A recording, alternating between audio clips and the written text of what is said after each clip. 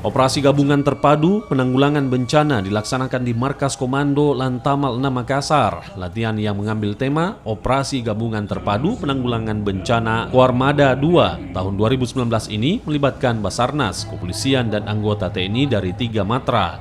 Dalam latihan ini, 4 kapal perang dari TNI Angkatan Laut melakukan simulasi penyelamatan korban bencana.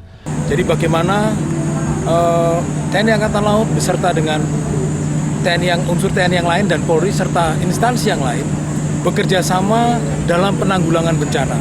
Jadi heavy-nya di sini kegiatan kita adalah untuk bagaimana kemampuan TNI Polri dengan instansi yang lain dalam merespon kejadian bencana yang bisa terjadi bukan hanya di Palu tetapi di seluruh wilayah Indonesia.